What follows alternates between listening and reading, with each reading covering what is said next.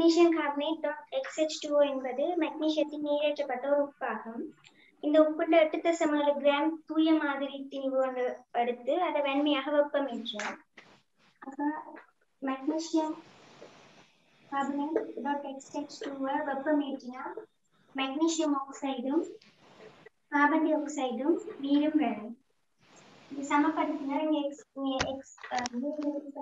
ஆக இருக்கும். அப்ப 8.7 கிராம் அதுல திணிவு நட்டம் 6.7 கிராம் சொல்லியிருக்கு. வாயுக்களாக வெளியேறதா திணிவு நட்டமாக இருக்கும். அப்ப கார்பன் டை ஆக்சைடையும் நீரின்றையும் மொத்த திணிவு தான் 6.7 கிராமாக இருக்கும். அப்பவுமே மொத்த திணிவு காப்படையும். அப்ப மெக்னீசியம் ஆக்சைடின் திணிவு வந்து 2 கிராமாக இருக்கும். அப்ப மெக்னீசியம் ஆக்சைடின் மூல காணலாம். மெக்னீசியம் ஆக்சைடின் மூல் திணிவுக்கு சார்மூல கூட்டு திணிவு 40 ஒன்றின் கீழ் 20 ஆக இருக்கும். அப்ப இதன் 1 × 20 மூலண்டா பீசமானத்தின் படி carbon di oxide magnesium oxide ஒன்று கொண்டு அப்ப கார்பன் டை ஆக்சைடின் மூலம் 1 × 20 மூலாக இருக்கும். அப்ப கார்பன் டை ஆக்சைடின் திணிவை காணலாம். 1 × 20 தர சார்மூல கூட்டு திணிவு 44 அப்ப 2.2 கிராமாக இருக்கும். இதுல இருந்து நீரின் திணிவு 4.5 கிராமாக இருக்கும். 4.5 கிராம் தான் நீரின் மூல் வந்து 4.5 கீழ் சார்மூல கூட்டு திணிவு 18 பீசமானத்தின் படி இது 1 × 20 மூலண்டா நீரின் மூல் வந்து x × 20 மூலாக இருக்கும். அப்ப x வந்து 5 ஆக இருக்கும். அப்ப 5வது ஆன்சர். அடுத்த இரண்டாவது கேள்வி கார்பன் ஹைட்ரஜன் ஆக்சிஜனை கொண்ட சேதன சேர்வை ஒன்றின் குறித்த திணிவின் பூரண தகனத்தின் போது கார்பன் டை ஆக்சைடும் நீரும் வந்ததாம். அப்ப கால்சியம் கார்பன் டை ஆக்சைடும் நீரும் வரும். இதை சமப்படுத்தினா இங்க x இங்க y வரும். இதுல கார்பன் டை ஆக்சைடின் திணிவு வந்து 110 கிராம் எடுத்து வந்திருக்கு. அதே மாதிரி நீரின் திணிவு 45 கிராம் எடுத்து வந்திருக்கு. மூலக்கூட்டு சூத்திரம் தான் என்னன்னு கேட்டிருக்கு. அப்ப கார்பன் டை ஆக்சைடின் திணிவு தெரியுமாட்டா அந்த மூல காணலாம். 110 கீழ் சார்மூல கூட்டு திணிவு 44 2.5 வரும். அதே மாதிரி நீரின் மூலையும் காணலாம். 45 கிராம் கீழ் சார்மூல கூட்டு திணிவு 18 அப்ப 2.5 கிராம் மூல் வரும். ரெண்டு மூணுமே சமன் என்றா 2 பி சமனும் சமன். அப்ப x சமன் y = 2. இதுல இருந்து 2x சமன் y என்று எழுதலாம். அப்ப இங்க y க்கு பதிலா 2x போடலாம். அப்ப இப்படி தொடர்பு செயல்படுத்துற ஆன்சர் வந்து 5வது ஆன்சரா இருக்கும். x வந்து 5 y வந்து 10 ஆக இருக்கும்.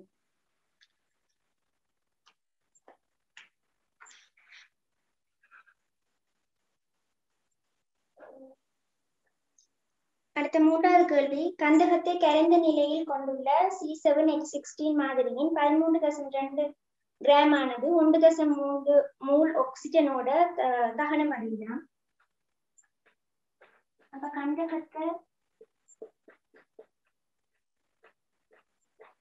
இதுல கலவையில பெறப்பட்டது வந்து sulphur di oxide oxygen carbon di oxide சொல்லியிருக்கு.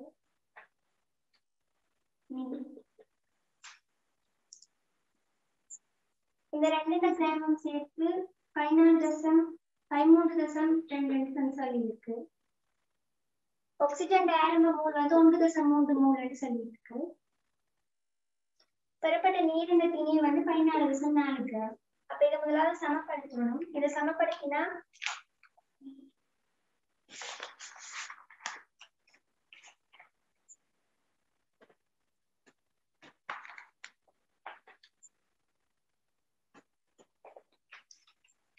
இதுல நீரின் திணிவு வந்து 14.4 கிராம் என்று சொல்லியிருக்கு. அப்ப நீரின் திணிவு மூளை வந்து காணலாம் 14.4 கீழ் சார்மூல கூட்டு திணிவு 18. அப்ப நீரின் மூல் வந்து 0.8 மூலாக இருக்கும்.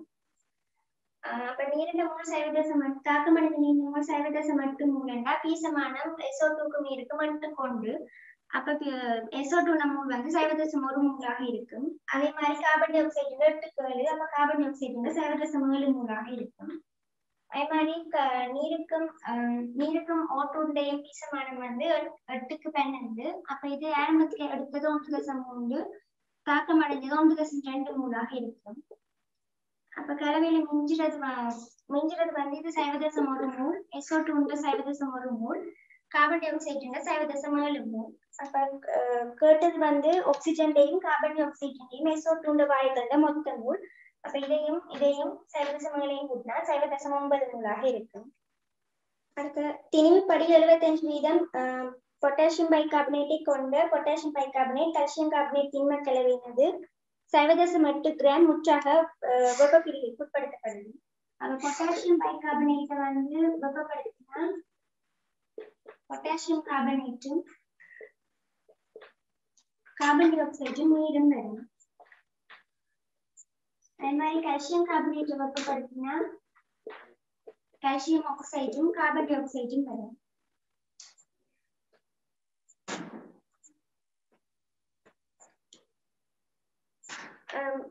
இந்த ரெண்டுல மொத்தத்தையும் 0.8 நான் சொல்லியிருக்கு. இந்த 0.8ல பொட்டாசியம் பைகார்பனேட் வந்து 75% வேண்டா, பொட்டாசியம் பைகார்பனேட் திணிவு வந்து 0.6 கிராமாக இருக்கும். அப்ப கால்சியம் கார்பனேட் திணிவு 0.2 கிராமாக இருக்கும். அப்ப பொட்டாசியம் பைகார்பனேட் மூல காணலாம் 0.6 சார்மூல பூச்சி திணிவு வந்து 100. அப்ப 6 தடவை 10 மூலாக இருக்கும். எங்களுக்கு வந்து கார்பன் டை ஆக்சைடு வாயுண்ட கனவளவு தான் கேட்டிருக்கு நியம வெப்பநிலை அமுக்கங்கள்ல.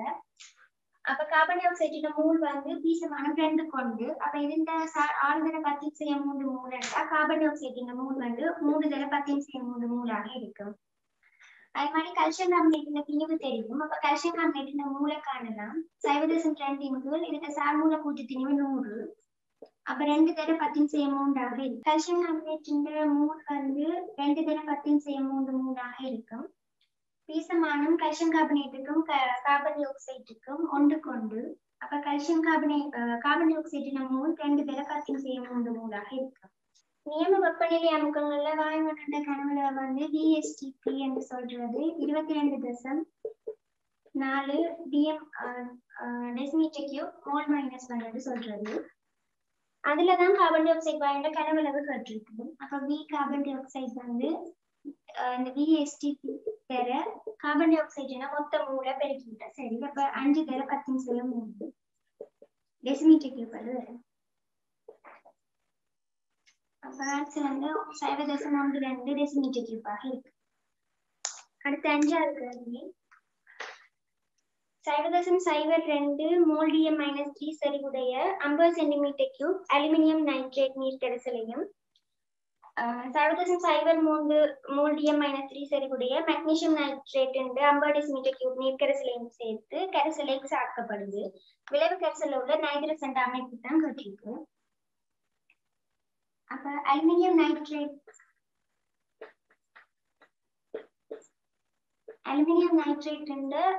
மூல காணலாம் C=NOV. அப்ப V வந்து C into V, N வந்து C into V ஆக இருக்கும். அப்ப அந்த செறிவு சொல்லி இருக்கு 0.02 அதோட கனவளவு வந்து 50 சென்டிமீட்டர் கியூப். அதை டெசிமீட்டர் கியூபுக்கு மாற்றணும். அப்ப 10 இருக்கும். அப்ப இதோட மூல் வந்து 1 தடவை 10 மூலாக இருக்கும். இதுல உள்ள நைட்ரஜன் மூல் வந்து 3 பெருக்கணும் 3 தடவை 10 மூலாக இருக்கும். அதே மாதிரி மெக்னீசியம் நைட்ரேட் மூல் காணலாம். மெக்னீசியம் நைட்ரேட் செறிவு தந்திருக்கு 0.03. கனவளவு வந்து 50 சென்டிமீட்டர் கியூப் தந்திருக்கு, டெசிமீட்டர் கியூபுக்கு மாற்றணும். அப்ப 1.5 தடவை 10 மூலாக இருக்கும். இதுல உள்ள நைட்ரஜன் மூல் வந்து 2 நைட்ரஜன் இருக்கு. அப்ப 3 தடவை 10 மூலாக இருக்கு. நைட்ரஜன் அமைப்பு ppmல கேட்டிருக்கு. ஒரு ppm வந்து 1 மில்லிகிராம் DM-3க்கு சமனாக இருக்கு. அப்ப மொத்த நைட்ரஜன் மூல் வந்து இந்த கூட்டணும் 6 தடவை 10 மூலாக இருக்கு. மொத்த நைட்ரஜன் மூல்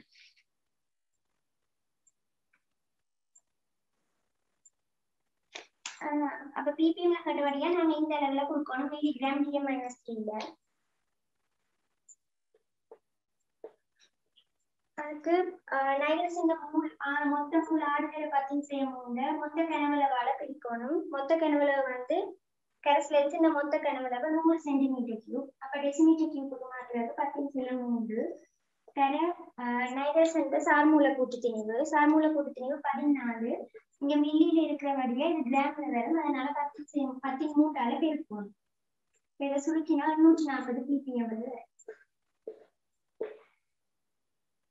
அடுத்த 6வது கேள்வி, NaCl இன் m1 கிராமும் MgCl2 இன் m2 கிராமும் நீரில் கரைக்கப்பட்டு 1 டெசிமீட்டர் கியூப் ஐதாக்கப்பட்டது.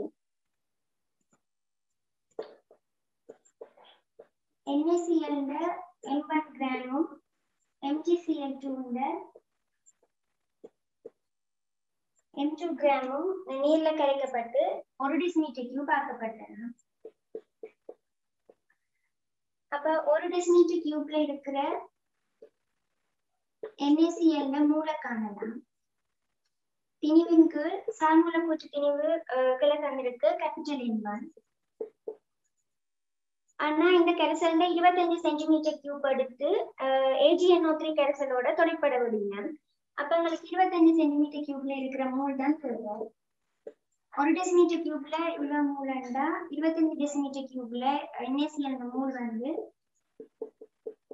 தர 25 1000 வந்து வேணும்.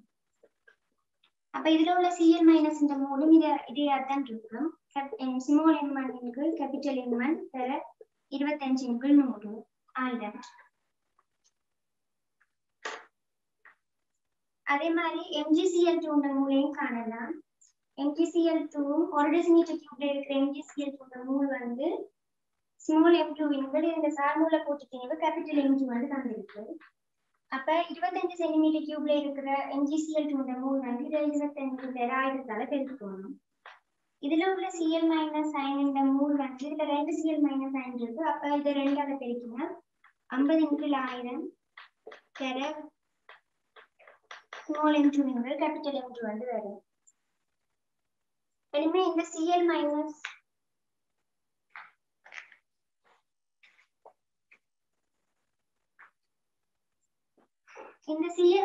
வந்து Ag+ ஓட தாக்கம் அடைய செய்து AgCl வீழ்படிவு வருகிறது.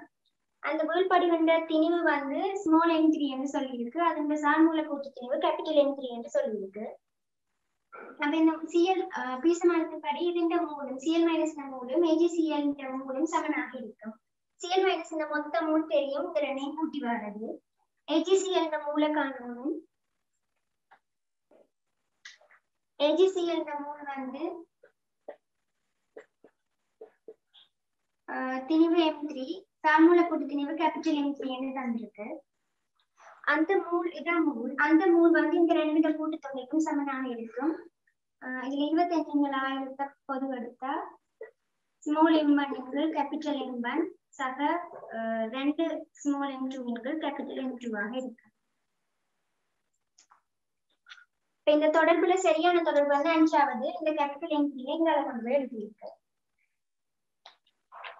அடுத்த 7வது கேள்வி, பின்வருவனவற்றில் எதற்கு I- அயனின் ஒரு மூலை ஆக்சியேற்றுவதற்கு அதிகூடிய மூல எண்ணிக்கை தேவை என்று கேட்டிருக்கு.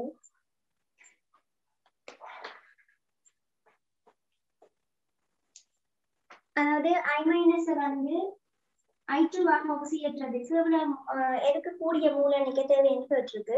முதலாவது Cl2 தாக்கம் அடைஞ்சா I- I2 ஆக்சியேற்றப்படும். Cl2 வந்து Cl- ஆக தாழ்த்தப்படும். இதை சமப்படுத்தினா அப்ப I- ஒரு மூல் தேவைப்பட்டா பீசமானத்தின்படி 2க்கு 1. அப்ப Cl2 வந்து அரை மூல் தேவைப்படும். அடுத்த K2CrO4 தாக்கம் அடைஞ்சிருக்கு. CrO4 மைனஸ் வந்து I- ஓட தாக்கினா I- I2 ஆக்சியேற்றம் அடையும். CrO4 மைனஸ் Cr3+ ஆக தாழ்த்தம் அடையும். அங்கே நீரும் அமில உலகத்தினால சரியா H+.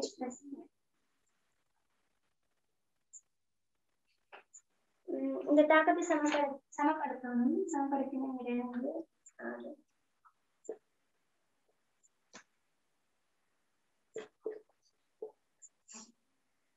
சமப்படுத்தின தாக்கம் இப்படி வருது. இதுல I மைனஸுக்கும் CrO2- பீசமான மார்க் 2 அப்ப 3 கொண்டாக இருக்கும். அப்ப I மைனஸ் இந்த ஒரு மூல் இருந்தா இங்க 1 3 மூல் தேவைப்படும். அடுத்து CrO2- ஓடையும் I மைனஸ் தாக்கினா I மைனஸ் வந்து I2 ஆகவும் ஆக்சிடேற்றப்படும். CrO2- வந்து Cr3+ ஆக தாழ்த்தப்படும். இதுவும் அமில ஊடகத்தில் நடக்கிறபடியா இங்கேயும் H+ வரும். இதை சமப்படுத்தி எழுதணும்.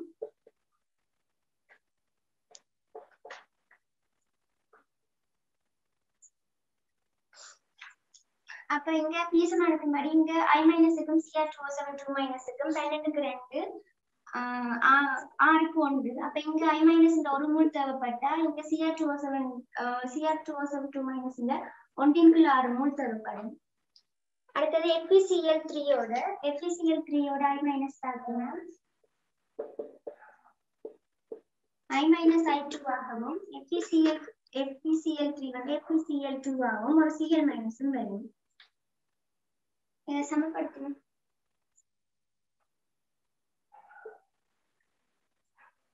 அப்ப இங்க பீசமானம் 1 கொண்டாக இருக்கும். அப்ப I மைனஸ் இந்த ஒரு மூல் I மைனஸ் பாய்ச்சா இங்கேயும் FeCl3 இந்த ஒரு மூல் தான் தேவைப்படும். அப்ப உங்களுக்கு எது அதிகூடிய மூல் எண்ணிக்கை தேவைப்படுது என்று கேட்டிருக்கு. அப்ப இதுல FeCl3 தான் ஒரு மூலுக்கு ஒரு மூல் தேவைப்படுது. பதம்படியாக இருக்கும். அடுத்து MnO2- எழுதினா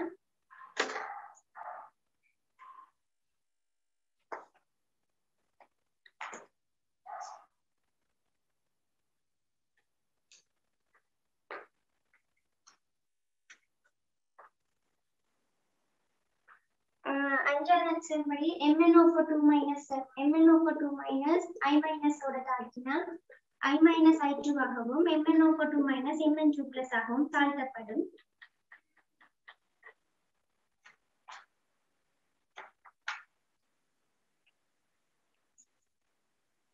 இது அமில ஊடகத்தில் நடக்கபடியா H+ வரும்.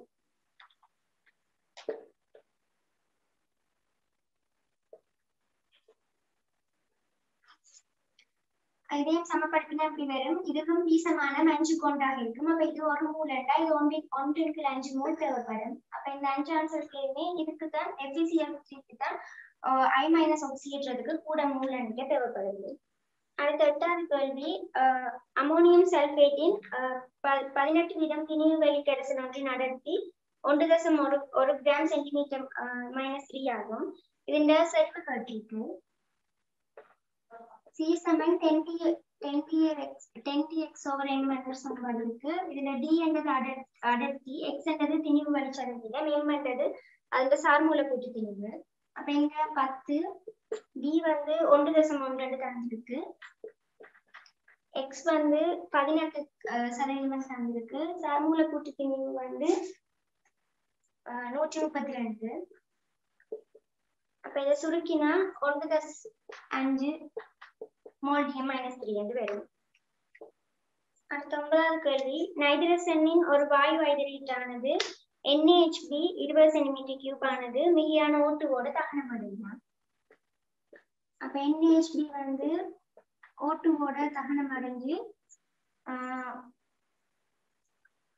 N2வும் நீரும் வருதுன்னு சொல்லியிருக்கு. இங்க நாங்க V proportional to V வந்து மூலுக்கு நேர் விகிதசமன் எடுக்கலாம். அப்ப இங்க பீசமானம் பார்க்கறதுக்கு நாங்க கனவளவை பயன்படுத்தலாம். அப்ப இதுல 20 cm³ தந்திருக்கு. இங்க வார N2 கனவளவு வந்து 10 cm³ நீரின் கனவளவு வந்து 30 cm³ தந்திருக்கு. இந்த சமன்பாட்டை சமப்படுத்தினா இங்க A/2 வரும், இங்க B/2 வரும். அப்ப VN2க்கு NaHB கனவளவு விகிதம் வந்து 1:2 ஆக இருக்கு. அப்ப இந்த பீசமான விகிதத்தை அப்படின்னா A/2 சமன் 1:2 ஆக இருக்கும். அப்ப இதுல A வந்து 1:2 வரும். அதே மாதிரி இதுக்கும் இதுக்கும் எழுதினால் VH2O-க்கும் VNHBக்கும் எழுதினா இங்க வந்து 3க்கு 2 இது வரும்.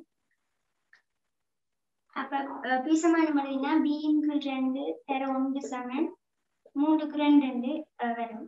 B வந்து 3ஆக இருக்கும். அப்ப A1 B வந்து 3ஆக வரும். அப்ப ஐதரேட்டு வந்து NH3 ஆக இருக்கு. அடுத்து 10வது கேள்வி H2O2 உடன் அமிலமாக்கப்பட்ட MnO4- தாக்கம் புரிந்து O2 Mn2+ H2O ஆகியவற்றை மாத்திரம் உண்டாக்குகின்றது.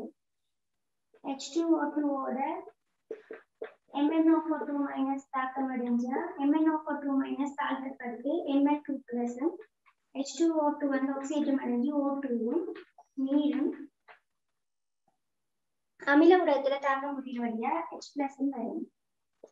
இதை சமப்படுத்தி எழுதணும். இதை சமப்படுத்தி எழுதினா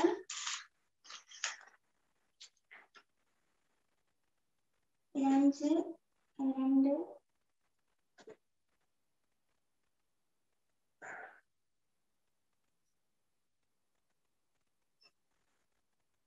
சமப்படுத்தி எழுதினா அப்படி வரும்.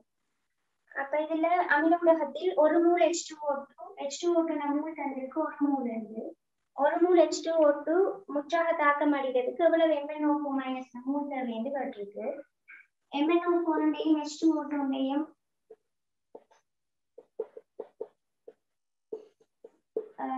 பீசமானம் வந்து 5க்கு 2 H2O2 மோல் சொல்லிருக்கு 1 மோல் இருந்து. அப்ப MnO4- மோல் தான் கேட்டிருக்கு. அப்ப N வந்து 2க்கு 5ஆக இருக்கும். 0.4 மோலாக இருக்கும்.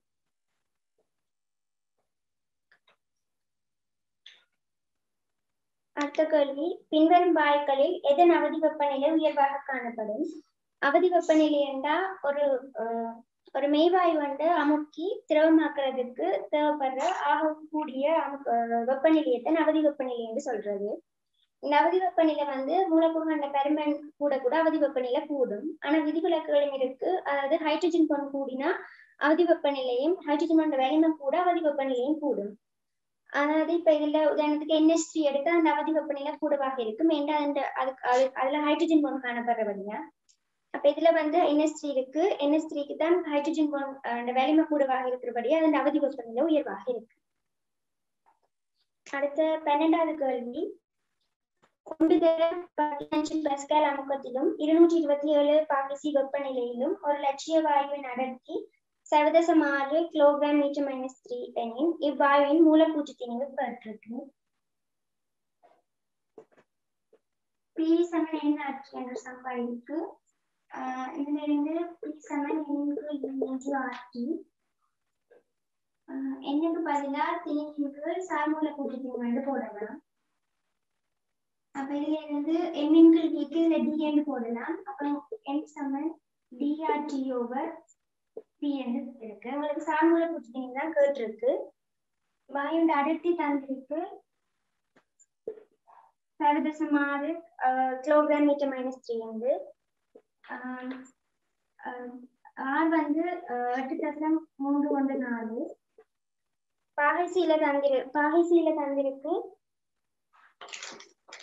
பாகைசீல தந்திருக்கு நாங்க கெல்வின்ல மாத்தணும். கெல்வின்ல மாத்தினா இந்த 227ஓட 273 கூட்டினா 500 வரும்.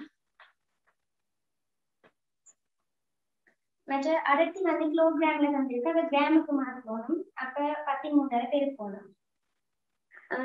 அமுக்கம் வந்து 1/15 தந்திருக்கு.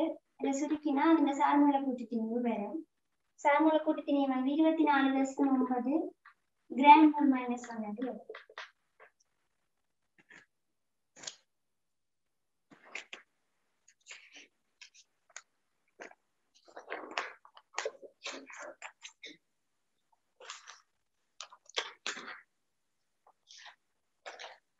அடுத்த 13வது கேள்வி 0.6 கிராம் KaO3 மாதிரி ஒன்று நீரில் கரைக்கப்பட்டு அதனுள் மிகை Ki சேர்க்கப்பட்டது. இந்த KaO3 வந்து பூரணமாக ஹைட்ரோவாக மாற்றுறது அதுல வெற்றிடம் தேவைன்றதுதான் கேள்வி.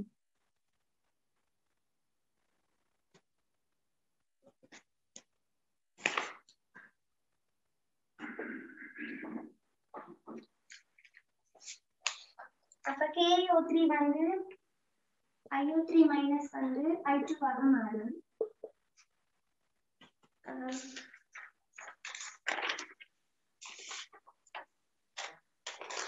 IO3 மைனஸ் வந்து I2 ஆக்சிஜன் அடையும். இதை சுருக்கினா இதை சமப்படுத்தினா 6 இருக்கும்.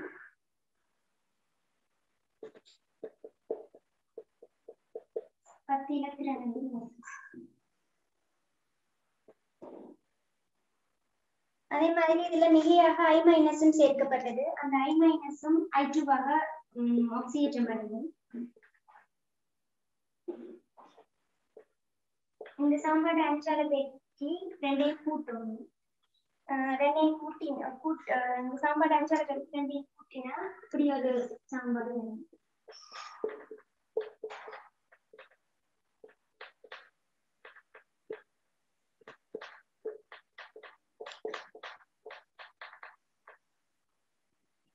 இந்த ரெண்டு சமன்பாடையும் ரெண்டு பக்கத்தாலையும் ரெண்டால பிரிக்கலாம்.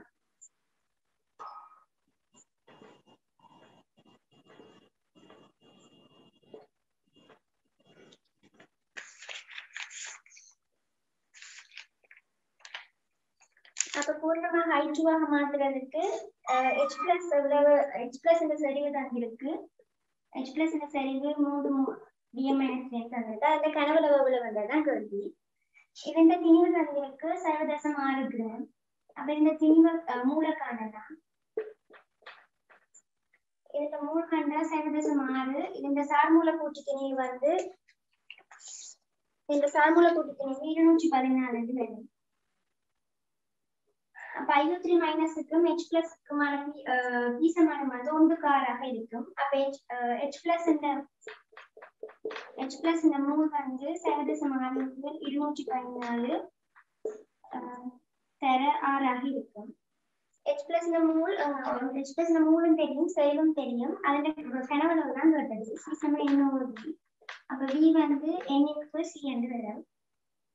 N வந்து இது 0.6 தர 214 தர 6. சரிவு வந்து 3 தந்திருக்கு. அப்ப இதை சுருக்கினா 0.056 DM கியூப் வந்து வரும்.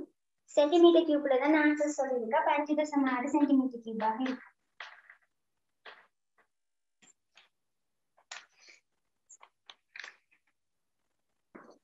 அடுத்த 14வது கேள்வி. நிலக்கரி மாதிரி ஒன்றில் S அளவை துணிவதற்கு பின்வரும் நடைமுறை பயன்படுத்தப்பட்டது. 1.6 கிராம் திணிவை கொண்ட நிலக்கரி மாதிரி ஒன்று O2 வாயுவில் எரிக்கப்பட்டு SO2 வருது. அப்ப S வந்து O2 ஓட எரிக்கப்பட்டு SO2 வாயு வருதுமா. இந்த SO2 வந்து H2O2 ஓட தாக்கம் அடையுது. SO2 H2O2 ஓட தாக்கம் அடைஞ்சா H2SO4 வரப்போகுது.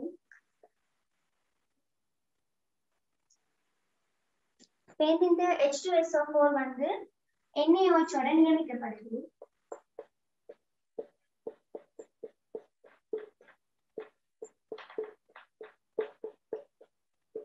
NaOH ஓட நியமிச்சா சோடியம் சல்பேட்டும்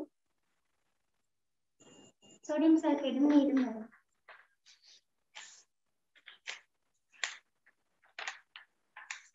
சோடியம் சல்பேட்டும் நீரும் வரும். இதை சமப்படுத்தின 2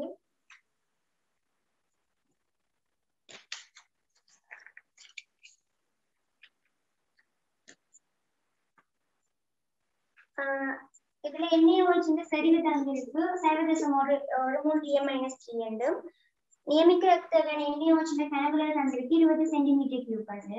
அப்ப NaOH மூளை காணலாம். N = C × 0.1 தர 20 டெசிமீட்டர் கியூபுக்கு மாற்றணும். தர 10⁻³ இருக்கும். அப்ப 2 தர 10⁻³ இருக்கும். NaOH மூல் வந்து 2 தர 10⁻³ இருக்கும்.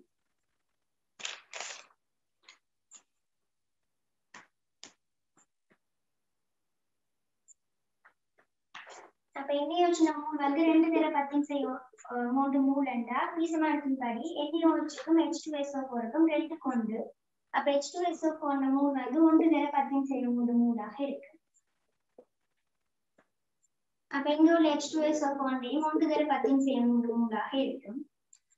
அதே மாதிரி பீசமானம் SO2க்கும் H2SO4க்கும் ஒன்று கொண்டு அப்ப SO2 மூடும் ஒன்று தர 10 சேர்ந்ததாக இருக்கும். இதுலயும் SO2க்கும் Sக்கும் பீசமானம் ஒன்று கொண்டு அப்ப S என்ற மூடு வந்து ஒன்று தர 10 சேர்ந்ததாக இருக்கும். எங்களை கேட்டது நிலக்கரியில் உள்ள S என்ற சதவீதம். அப்ப சல்பர்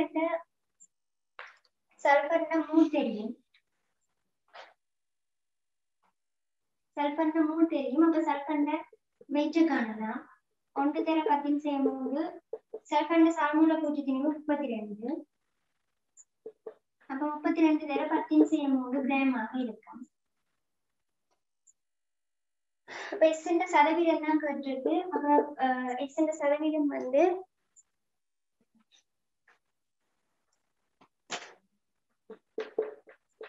சல்பர் என்ற திணிவு வந்து 32 தர 10 சேர்ந்து கிராம் கீழ் மொத்த திணிவு வந்து 1.6 தர 100.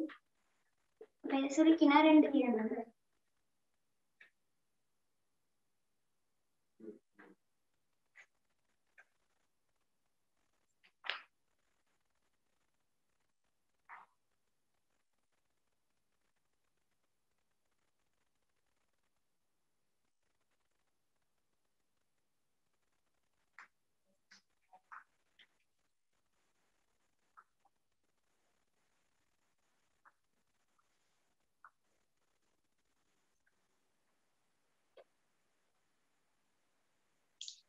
அடுத்து 15வது கேள்வி. பாத்திரம் A ஆனது 27 பாகை C-யில் ஹீலியம் வாயுவை கொண்டுள்ளது. பாத்திரம் B ஆனது 127 பாகை C-யில் ஆக்சிஜன் வாயுவை கொண்டுள்ளது. பாத்திரம் A-யிலும் பாத்திரம் B-யிலும் உள்ள வாயு கண்ட இடைவெக்க மூல வேகம் கண்ட வீதம் கேட்டிருக்கு. C² வந்து வெக்க மூலத்துக்குள்ள 3RTO வந்து தெரியும்.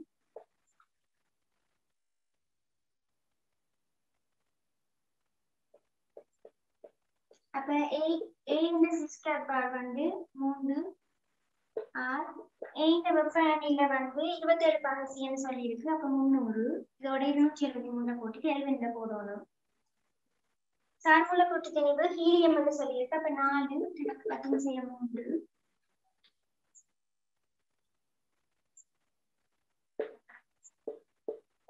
அதே மாதிரி B-க்கு மழுவினா 3 தர R. B இந்த வெப்பநிலை வந்து 127 சொல்லி இருக்கு. அப்ப கெல்வின் மாத்தினா 400 கெல்வின். B வந்து ஆக்சிஜன் வாயு. அப்ப 16 O2 வழியா 32 வேணும்.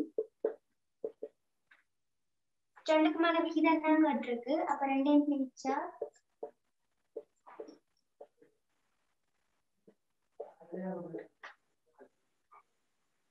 பிரிச்சா மூன்றா வெட்டு பற்றும் 3/4 தர 4 32. அப்ப இதை சுருக்கினா வர்க்கமூலம் 6 வந்து 2.4 இருக்கு.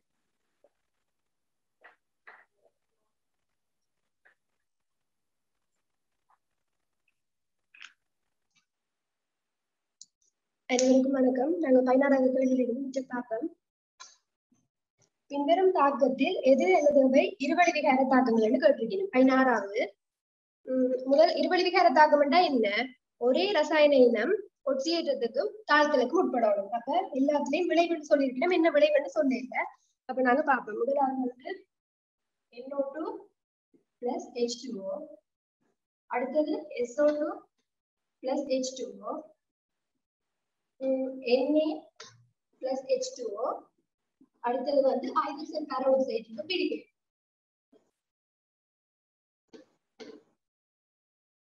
H2 சரிதானே? அப்ப எல்லாத்தையும் விளைவு மூலம் படிக்கிறோம்.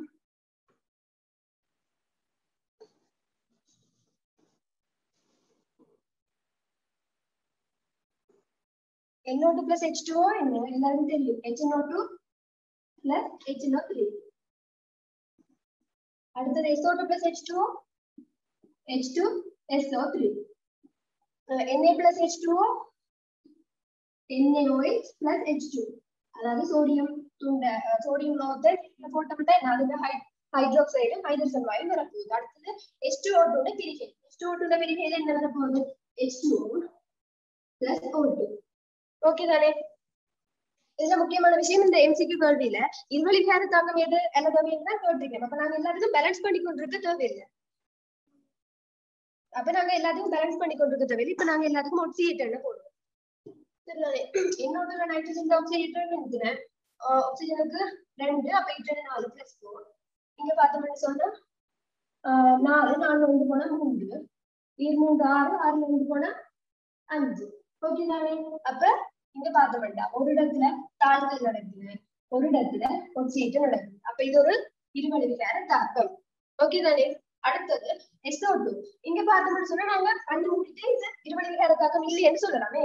இந்த சல்பர் வந்து ஏதோ ஒன்றுதான் நடக்குது. ஆக்சிஜமா தாழ்த்தலான எங்களுக்கு தேவையில்லை. ஏதோ ஒன்றுதான் நடக்குது. சோ இது வராது. அதை விட்டு அடுத்தது சோடியம். இந்த தாக்கத்தை பார்க்கணும். இந்த தாக்கத்துல பார்த்தோம்னு சொன்னா ஆக்சிஜன் இருக்குது.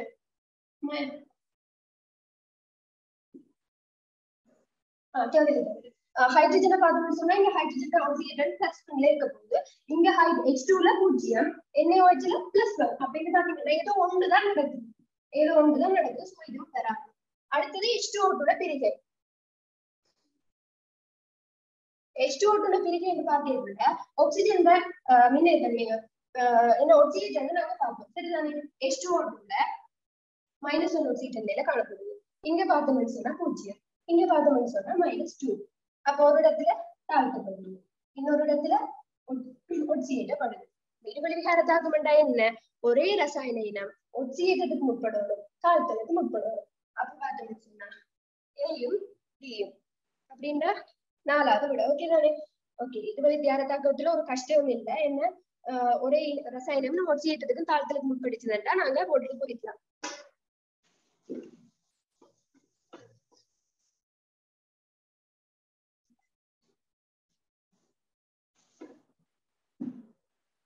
அடுத்தது 7 கந்தகத்தை உயர் ஒட்சியேற்ற நிலையில் கொண்ட சேர்வைகள் எதுன்னு கேட்டிருக்கிறோம். உங்களுக்கு தெரியும் கந்தகம் வந்து 6வது கூட்டம். 6வது கூட்டம் என்றா ஒட்சியேற்றங்கள் என்ன? ஒட்சியேற்றல் அதிகார ஒட்சியேற்ற நிலை வந்து -2 ஆகும். அதிக ஒட்சியேற்றல் +6 ஆகும் இருக்கும் சல்சருக்கு. 6ஆம் கூட்டம் வந்ததால இப்ப நாங்க தந்திருக்கிற மூலத்துகள் முதலாவது SCl2 வந்திருக்கிறோம். அடுத்தது Na2SO3, அடுத்தது H2SO4, அடுத்தது வந்து SO2Cl2. ஓகே தானே? இப்ப இதுல ஒட்சியேற்றங்களை பார்ப்போம். குளோரினுக்கு -1, அப்ப 2 குளோரின் -2, அப்ப சல்ஃபர் வந்து +2. ஒட்சியேற்றன் பாக்குறது எல்லாருக்கும் 21 இருந்தாலும் சரி 2 இருந்தாலும் சரி எல்லாருக்கும் தெரிஞ்சிருக்கும். அதனால அதை நான் டீப்பா சொல்லிக்கொண்டு இருக்கேன். இது +2 ஒட்சியேற்றத்துல காணப்படுது. இங்க பார்த்தோம்னு சொன்னா D3 6ல 2 போனா 4 + ஒட்சியேற்றத்துல காணப்படுது. இங்க பார்த்தோம்னு சொன்னா 8ல 2 போனா +6. ஓகே தானே? இங்க பார்த்தோம்னு சொன்னா ஆக்சிஜன் குளோரினுக்கு -1, அப்ப -2. 2 ஆக்சிஜனுக்கு இது 4 4 2 6 +6 ஒட்சியேற்றத்துல காணப்படுது. அப்ப H2SO4 SO2Cl2. அப்ப விட Cயும் Dயும். சோ 3வது விட. ஓகே தானே?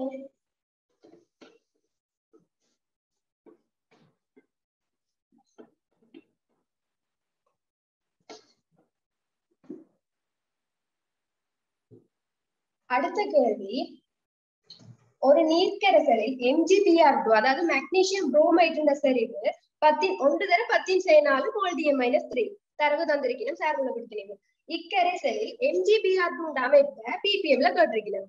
ஓகே தானே?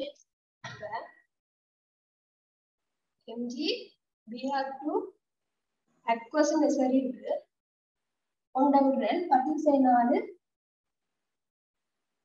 mol/3. இப்ப இதே MgBr2 aqueous-க்கு அமைப்பு ppmல கண்டுபிடிச்சோம். அப்ப ppm என்ன? மில்லிகிராம். எல்லாருக்கும் தெரியும் மில்லிகிராம் DM-3. DM-3 பிரச்சனை இல்லை. அப்ப இந்த மூளை அதாவது மெக்னீசியம் புரோமைட் மூளை மில்லிகிராமுக்கு மாத்தி விட்டா சரி. அப்ப மூளை என்ன மில்லிகிராமுக்கு மாத்துறது பாப்போம். 10⁻⁴ மோல் dm minus 3 தர magnesium bromide இந்த சேர்மோல் கொடுத்தீங்க எவ்வளவு magnesium கிட்டனால bromine 80 அப்ப ரெண்டு bromine 160 164 அப்ப 184 கிராம் மோல் minus 1 ஓகே தானே அப்ப மோல் minus 1 போச்சுதான் சொன்னா 184 தர 10/4 என்னத்துல வரப்போகுது கிராம் dm minus 3 ல வரப்போகுது எங்களுக்கு என்ன தேவை மில்லிகிராம்ல தேவை அப்ப இன்னொரு 13 பெருக்கி விட்டோம்னா சரி பெருக்கி விட்டோம்னா இப்ப பாருங்க 10/1 சோ 18.4 ppm ppm என்ன பார்ட்ஸ் per million ஓகே தானே அப்ப இக்கரசலில் MgBr2 அமைப்பு முதலாவது பிழை 18.4 ppm என்றது சரி அப்ப b கூட்டு சரி அடுத்தது பார்த்தோம்னு சொன்னா Br மைனஸ் அமைப்பு கற்றுக்கிட்டோம் சரிதானே இதுல முக்கியமான விஷயம் என்னன்னு சொன்னா மெக்னீசியம் புரோமைட் ரெண்டு ஆட்டம்ஸ்ல எப்படி இருக்க போகுது Mg2 plus 2Br minus அப்ப இந்த 2 விட்டுட்டோம்னா கிடைச்சிடும் சரிதானே அப்ப 2 ஞாபகம் வச்சுக்கணும் இப்ப நான் முதலே எல்லாம் அளவு போட்டு எழுதிட்டதால இந்த முறை கேட்டுட்டு அளவு போடாம சும்மா விளக்கப்படுத்தி 10/4 தர புரோமின் சாம்பிள் இவ்வளவு 2 சரிதானே ஆனா இப்ப நான் சொன்னா 2 புரோமின் இருக்கு 2 தர 80 தர இது என்னத்துல வரப்போகுது கிராம் dm minus 3 ல வரப்போகுது உங்களுக்கு ppm என்ன மில்லிகிராம் dm minus 3 இன்னொரு 1000 பெருக்கிடுங்க அப்ப 13 14 10/4 16 ppm ஓகேயா அடுத்தது இக்கரசலில் Br minus அமைப்பு 16 ppm ஆகும் அந்த விட சரி இக்கரசலில் Mg2 plus அமைப்பு கேட்டிருக்கேன் அப்ப Mg2 plus என்ன Mg2 plus ஒரு Mg2 plus தான் இருக்க போகுது ரெண்டு Br minus சரி ஆனா ஒரு Mg2 plus அப்ப அதேதான் 10/4 தர மெக்னீசியம் ஃபார்முலா கொடுத்தீங்க 24 தர இது கிராம் dm minus 3 ல வர போகுது நாங்க மில்லிகிராம் dm minus 3 க்கு இன்னொரு 1000 பிரிக்க முடியும் அப்ப 10/1 வர போகுது சோ 2.4 ppm அப்ப இதுல வந்து 4.8 ppm ன்னு சொல்லிட்டு நம்ம அந்த கூற்றுப்பிழை சரிதான் அது சில நேரம் Mg2 plus சில நேரம் அப்படி இருந்து குழம்ப தேவையில்லை ஒரு Mg2 plus இருக்கிறதால ஒன்று இங்க 2 Br minus இருக்கிறதால நாங்க 2 இருக்கிறோம் ஓகே தானே அப்ப 2.4 ppm அப்ப 18வது bm cm விட 2 அடுத்தது 19 இலட்சிய வாயுவின் மூலக்கூற்று கொள்கை தொடர்பான பின்வரும் கூற்றுக்களை உண்மையானது அல்லது உண்மையானவை என்று கேட்டிருக்கிறேன் சரிதானே அப்ப நாங்க கேள்விக்கு போறது இல்லை லட்சிய வாயுவின் மூலக்கூற்று கொள்கை தொடர்பான எடுகோள்கள் கொஞ்சம் சொல்றேன் ஏன்னா ரீகேப் வீடியோல எல்லாம் விளக்கமா சொல்லியிருக்கேன் அதை பார்த்தா யூஸ்ஃபுல்லா இருக்கும் இருந்தாலும் இந்த கேள்வியோட சம்பந்தப்பட்டதால லைட்டா மேலால சொல்லிட்டு போறேன் வாயுக்கள் வந்து வாயு மூலக்கூறுகள் பார்த்தோம்னா சிறிய துணிக்கைகள் அத்துடன் வேறுபடுத்தப்பட்ட எண்ணிக்கையான மூலக்கூறுகளால் தொகுக்கப்பட்டது ஏன்னா சின்ன துணிக்கைகளா இருக்கு மூலக்கூறுகளா இருக்க போது அதே நேரம் கணக்க துணிக்கைகள் சேர்ந்து இருக்க போகுது அடுத்தது பார்த்தோம்னா வாயு மூலக்கூறுகளின் உண்மை கனவளவு வந்து வாயு மூலக்கூறுகள் அடைக்கும் மொத்த கனவளவோட ஒரு ஒப்படைக்கல எப்படி இருக்க போகுது புறக்கணிக்கத்தக்க அளவு சின்னனா இருக்க போகுது அல்லது இன்னொரு மாதிரி ரிசோர்ஸ் புக்ல கொடுத்திருக்கேன் என்னண்டு வாயு மூலக்கூறுகளின் கனவளவானது வாயு மூலக்கூறுகளுக்கு இடைப்பட்ட வெற்றிட வழியுடன் ஒப்பிடும் போது புறக்கணிக்கத்தக்கது அதாவது ரெண்டு மூலக்கூறுகளுக்கு இடைப்பட்ட டிஸ்டன்ஸோட ஒப்படைக்கல வாயு மூலக்கூறுகளுடைய கனவளவை நாங்க புறக்கணிக்கலாம் அடுத்தது நாங்க திண்மத்தோடையும் திரவத்தோடையும் வாயுவை என்ன ஒப்பிட்டு சொன்னோம்னு சொன்னா கனவளவு அடிக்கிற கனவளவு எப்படி இருக்க போகுது திண்மம் திரவத்தையும் பார்க்க வாயுவுக்கு கூடவே இருக்க போகுது அதே நேரம் அடர்த்தி எப்படி இருக்க போகுது திண்மம் திரவத்தை விட அடர்த்தி வாயுகளுக்கு குறைவா இருக்க போகுது அடுத்தது வாயு மூலக்கூறுகளோட இயக்கம் எப்படி இருக்க போகுதுன்னு பார்ப்போம் அதுவும் ஒரு இந்த எடுகோளுக்குள்ளோண்டாதான் வரப்போகுது வாயு மூலக்கூறுகளோட இயக்கத்தை பார்த்தோம்னு சொன்னா எழுமாறான அல்லது சுயாதீனமான இயக்கமா இருக்கும்னு சொல்லுவோம் அது வாயு பார்த்தோம் வாயு மூலக்கூறுகள் கொள்கை இருக்குது அந்த இயக்கம் வாயு மூலக்கூறுகளா எப்பயுமே நேர்கோட இருக்கும் எப்ப வரைக்கும் நேர்கோட இருக்கும் இன்னொரு வாயு மூலக்கூறோட மோத வரைக்கும் சரிதான் அப்ப இன்னொரு வாயு மூலக்கூறோட மோதினோட திசை மாறப்போகுது அல்லது கொள்கலத்தின் சுவருடன் மோதும் வரைக்கும் கொள்கலத்தின் சுவரோட மோதினையும் திசை மாறும் அப்ப வாயு மூலக்கூறுகளின் இயக்கம்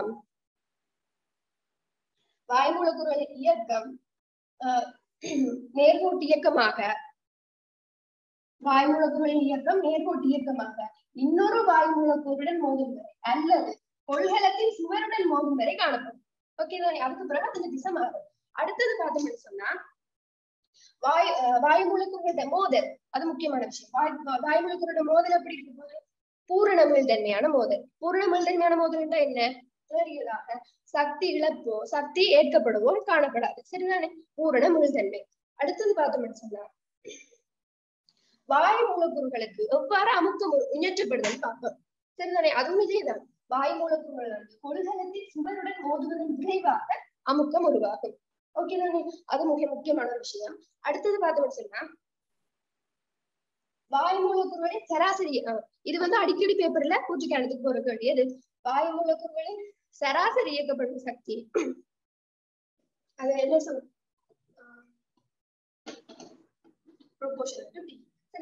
அதாவது வாயு மூலக்கூறுகளின் சராசரி இயக்கப்படும் சக்தி தனி வெப்பநிலைக்கு நேர்விகித சமன். ஓகே தானே? எல்லாருக்கும் தெரியும். நான் சொல்றேன். ரிசோர்ஸ் புக்ல ஒரு வேர்ட் எக்ஸ்ட்ரா ஆட் பண்ணி கொடுத்துருக்கேன். என்னது? வாயு மூலக்கூறுகளின் சராசரி இயக்கப்படும் சக்தியானது தனி வெப்பநிலைக்கு மாத்திரம் நேர்விகித சமன் கொடுத்திருக்கேன். அப்ப கூற்றுக்கானதுக்கு சில நேரம் மாத்திரம் போனீங்கன்னா நீங்க குழம்பு தேவையில்லை. அந்த கூட்டு சரி. சரிதானே? வாயு மூலக்கூறுகளின் சராசரி இயக்கப்படும் சக்தி தனி வெப்பநிலைக்கு மாத்திரம் நேர்விகித சமன். ஓகே தானே? ஓகே, நாங்க 19வது கேள்விக்கே வருவோம். லட்சிய வாயுவின் மூலக்கூற்று கொள்கை தொடர்பான பின்வரும் கூற்றுக்களில் உண்மையானது அல்லது உண்மையானவை. ஓகே தானே? முதலாவது வந்து மூலக்கூறுகளின் உண்மை கனவளவானது அவற்றுக்கு இடைப்பட்ட வெற்றிட வெளியுடன் ஒப்பிடும் போது புறக்கணிக்கத்தக்கது. இப்பதான் நான் சொன்னான் வாயு மூலக்கூறுகளின் கனவளவை நாங்க புறக்கணிக்கலாம். எதோட ஒப்பிடிக்க? அவை அடைக்கும் மொத்த கனவளவோட ஒப்பிடிக்க புறக்கணிக்கலாம். அது கூற்று சரி. வாயுக்களின் ஒவ்வொரு துணிக்கையும் எழுமாறான நேர்கோட்டு இயக்கமாக காணப்படும். எது வரைக்கும்? மற்றொரு மூலக்கூறு அல்லது கொள்கலத்தின் சுவருடன் மோதும் வரைக்கும். சரிதானே? இன்னொரு மூலக்கூறு அல்லது சுவருடன் மோதும் வரைக்கும் நேர்கோட்டு இயக்கமாக காணப்படும்.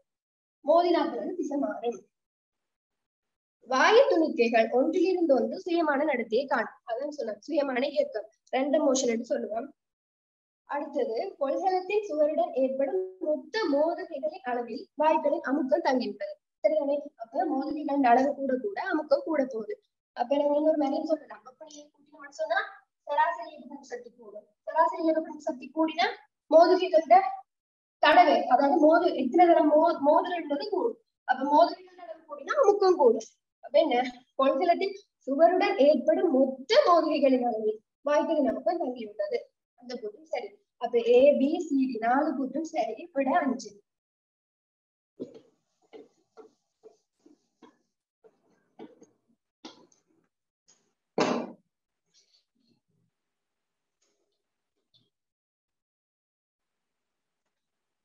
மெய்வாயு ஒன்றை பற்றிய 20வது கேள்வி. மெய்வாயு ஒன்றை பற்றிய பின்வரும் கூற்றுக்களில் எது அல்லதவை உண்மையானது அல்லது உண்மையானவை? முதலாவது வந்து மூலக்கூறுகளுக்கு இடையே விசைகள் இருக்கின்றன. ஓகே, இப்ப நாங்க முக்கியமான விஷயம் லட்சிய வாயு மெய்வாயு பார்த்தோம்னு சொன்னா என்ன வித்தியாசம்? லட்சிய வாயுக்கு வந்து தள்ளு விசையோ கவர்ச்சி விசையோ காணப்படாது. அதாவது மூலக்கூறு இடை விசைகள் காணப்படாது. மெய்வாயுல என்ன வித்தியாசம்? லட்சிய வாயுவை விட மெய்வாயுல வந்து கவர்ச்சி விசை தள்ளு விசை அதாவது மூலக்கூற்றுடை விசைக்கு காணப்பட போகுது. நம்ம மூலக்கூற்றுடை விசைகள் இருக்கின்றன அந்த கூட்டு சரி. மூலக்கூறுகளின் கனவளவு புறக்கணிக்கத்தக்கது. அப்ப நாங்க மூலக்கூறுகளின் கனவளவு புறக்கணிக்கத்தக்கதுன்னு எதுக்கு கதைச்சினாங்க? லட்சிய வாயு மெய்வாய்க்கு பிழை. தரப்பட்ட வாயுத்தின் ஒன்றுக்கு பிவியின் பெருமானம் அமுக்கத்துடன் வேறுபடுவது இல்லை. நாங்க அப்படி கதைக்கலாம். என்ன லட்சியம் மெய்வாய்க்கு பிவி அதாவது அமுக்கத்தை மாத்தியக்குள்ள பிவியின் பெருமானம் கட்டாயம் மாறும். பிவி அமுக்கத்தை மாத்திக்கு மாறத்தான் போகுது. லட்சிய வாயுக்கு ஒருவேளை வெப்பநிலையை மாத்தாம இருந்தோம்னு சொன்னா பிவி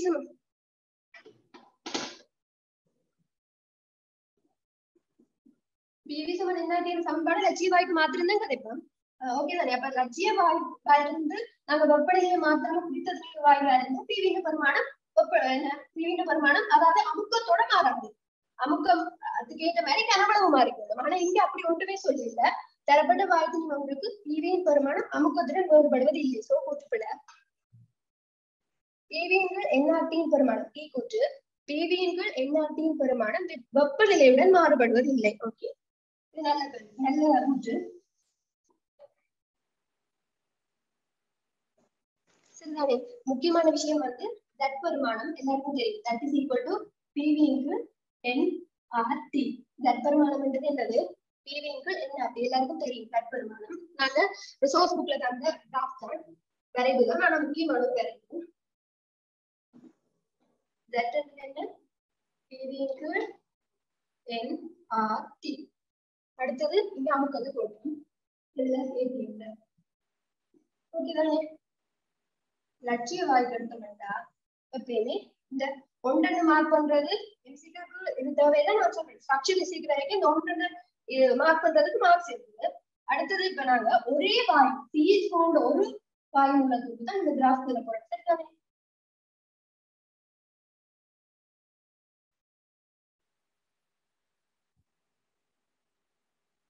ஓகேதானே? சிஹெச் போன்ற ஒரு வாய் மூலத்துக்கு 200 கேள்வி 400 கேள்வி 1000 கேள்வி. அப்ப இது சிஹெச் போன்றது ஒரு மெய்வாயும் டெம்பரேச்சர் மாறைக்குள்ள செற்பெருமானம் மாறப்போகுது. செற்பெருமானம் மட்டும் என்ன? அமுக்கப்படுதன்மை அல்லது அமுக்கப்படு கேரண்டி மாறப்போகுது. அப்ப என்ன கூட்டு சொல்லியிருக்கணும்? வேதியியங்கள் எண்ணாட்டிய பெருமானம் வெப்பநிலையுடன் மாறுபடுவது இல்லை. எதுக்கு மாறாது? லட்சிய வாயு. லட்சிய வாய்க்கு தான் எப்பயுமே ஒன்றா இருக்க போகுது. மெய்வாய்க்கு பார்த்தோம்னு சொன்னா வெப்பநிலையுடன் கட்டாயம் மாறும். ஏன்? மெய்வாயுக்கு தள்ளு விசை கவச்சி விசை போன்ற மூலக்கூற்றுடை விசைகள் காணப்படும். அப்ப 20வது கேள்விக்கு ஏ கூட்டு சேர்வு மிச்சம் ஒண்ணும் பிள்ளை. அப்ப விட 5.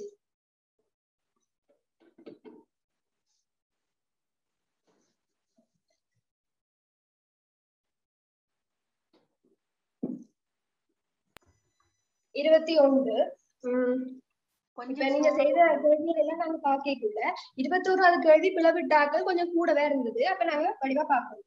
ஓகே தானே? பாராக்ளோரிக் அமிலத்தில் குளோரினின் ஒட்சியேட்டட் +5 சொல்லியிருக்கணும். இப்ப நாங்க இந்த கேள்விக்கு போறது குளோரின் எல்லா ஒட்சிய அமிலங்களையும் பார்ப்போம். ஓகே தானே? +1 ஒட்சியேட்டட் நிலை, +3 ஒட்சியேட்டட் நிலை, +5 ஒட்சியேட்டட் நிலை, +7 ஒட்சியேட்டட் நிலை. ஓகே தானே?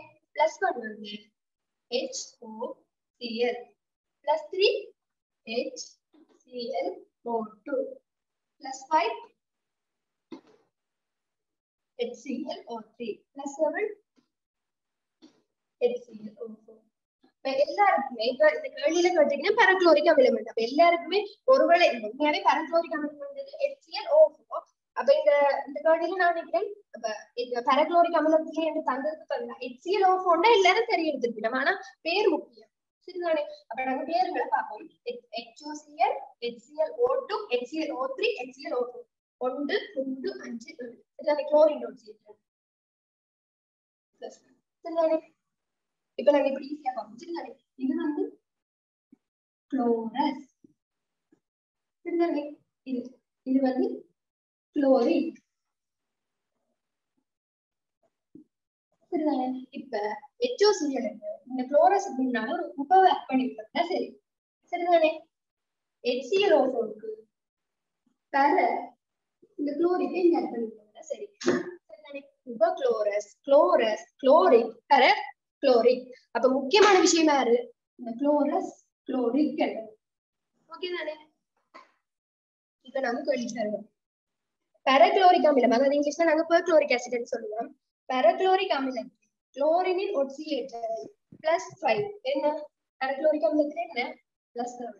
பாராக்ளோரிக் அமிலத்தில் குளோரினுடன் ஓகே அதுக்கு நாங்க கட்டாயம் ஸ்ட்ரக்சர் போடணும். எந்த ஸ்ட்ரக்சர்? பாராக்ளோரிக் அமிலம் HClO4,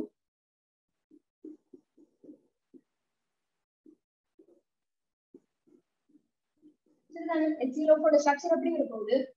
ஒரு Cl HClO1 சரிதானே? அப்ப என்ன சொல்லிருக்கேன்? பாராக்ளோரிக் அமிலத்தில் குளோரினுடன் 4 ஆக்சிஜன் அணுக்கள் இரட்டை பிணைப்புகள் இணைந்துள்ளன. 4 ஆக்சிஜன் அணுக்கள் இணைந்திருக்கிறது சரி.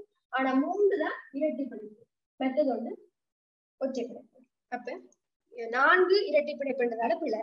அப்ப கூற்று 1 பிழை, கூற்று 2 பிழை. ஏன்? பாராக்ளோரிக் அமிலத்துல குளோரின் ஒட்சியேட்டட் +7. அப்ப விட 5. அப்ப இந்த கேள்விக்கு எனக்கு பிழை விட்டு இருந்தவே அதாவது சொல்றேன். என்னன்னா இந்த பேர் முக்கியம். குளோரஸ், குளோரிக், இங்க வந்து உப ஆட் பண்ணி விட்டோம்னா உப குளோரஸ், இங்க வந்து பர ஆட் பண்ணி விட்டோம்னா பர குளோரிக், அதாவது பெர்குளோரிக் ஆசிட். அடுத்தது 22. சரிதானே? 22வது கேள்வி 2020 பேப்பர்ல அந்த 1/30க்குள்ள வரும் அந்த கேள்வியில ஒரு கேள்வியா போட்ட வேற கால்குலேஷன் மாதிரி. ஆனா அதை நாங்க இங்க கூற்று 1க்குள்ள ஒரு கூற்று மாதிரி போட்டுட்டு கூற்று 2 வந்து ரிசோர்ஸ் புக்ல இருக்கிற அப்படியே ஒரு சென்டென்ஸ் எடுத்து போட்டிருக்கோம். அப்ப யூஸ்ஃபுல்லா இருக்கும். ஓகே, அப்ப நல்ல ஒரு கேள்வி 22. அமில K2Cr2O7 அக்வஸுடன் அதாவது C2H5OH என்றது என்ன? எத்தனால். தாக்கத்தில் பரிமாற்றப்படும் இலத்திரன்களின் மொத்த எண்ணிக்கை. ஓகே தானே? பரிமாற்றப்படும் இலத்திரன்களின் மொத்த எண்ணிக்கை. இப்ப என்ன சொல்லிட்டேன்? Cr2O72 minus C2H5OH. இந்த தாக்கத்தை தான் சொல்லியிருக்கேன். இப்ப 22 ஆக பாக்குறீங்கன்னு சொன்னா C2H5OH வந்து ஆர்கானிக்குள்ள தான் கூட நாங்க பார்ப்போம். அப்ப இதுல ஒரு சேர்த்து பாக்கக்குள்ள சில நேரம் உங்களுக்கு தெரியாம இருந்திருக்கும். ஆனா 21 பார்த்து கரெக்டா தெரிஞ்சிருக்கும். 22 ஆக இப்படியே பார்த்து வச்சுக்கொண்டா நல்லது. ஓகே தானே? அப்ப நம்ம பார்ப்போம். இது இந்த காரணத்தை நாங்க பார்க்கணும். முதலாவது வந்து இது வந்து ஒரு ஆர்கானிக் சேர்ப்பதானே. அப்ப இதுக்கு நாங்க H plus H2O எல்லாம் போட்டு பேலன்ஸ் பண்ணி கொண்டு இருக்க மாட்டோம். என்ன போடுவோம்? ஒட்சியேட்டன் வித்தியாசம். இப்ப C2H5OH ஸ்ட்ரக்சர் இருக்குது. OH H. ஓகே, உங்களுக்கு எல்லாருக்கும் தெரியும் 21 இருக்கு. சரிதானே? H plus அதாவது அமில ஒன்று Cr2O72 minus எத்தனால் வந்து எத்தனாலுக்கு அமிலமும் ஒட்சியேற்றப்படப்படுது. CH3COOH. இப்ப நாங்க கார்பன் ஒட்சியேற்ற மாற்றத்தை வச்சுக்கொண்டு இந்த கேள்வி விளங்கப்படுத்த போறோம். சரிதானே? அப்ப இந்த கார்பன் நாங்க பார்த்து சொன்னா இந்த கார்பன் சார்பா இல்ல, இந்த ஆக்சிஜன் சார்பா, இந்த ஹைட்ரஜன் சார்பா, இதால வரது இதால வரதால இல்லாம போயிடும். உங்களுக்கு ஒட்சியேற்ற பாக்குறது அப்படின்னு பழக தெரியும். அதெல்லாம் நான் டீப்பா சொல்லியிருக்கேன். அப்ப இந்த ஹைட்ரஜன் வரது -1. அப்ப இந்த கார்பன் எத்தனை ஒட்சியேற்ற நிலையில இருக்குது? -1. இங்க பார்த்தோம்னு சொன்னா இந்த கார்பன் சார்பாக இல்ல 1 2 3.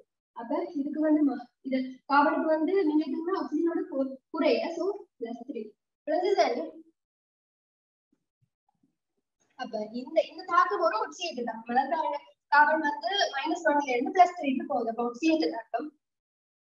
பரிமாற்றப்படும் இலத்திரன்களின் எண்ணிக்கை எத்தனை வித்தியாசம்? 4 இலத்திரன்கள் பரிமாற்றப்படும். சரிதானே? இப்ப நான் ஒட்சியேற்ற தாக்கம் பார்த்துட்டேன். அடுத்தது இதை பார்ப்போம். நீங்க ஒட்சியேற்றம்னா அடுத்த காலத்து தாக்கமே இருக்க போகுது.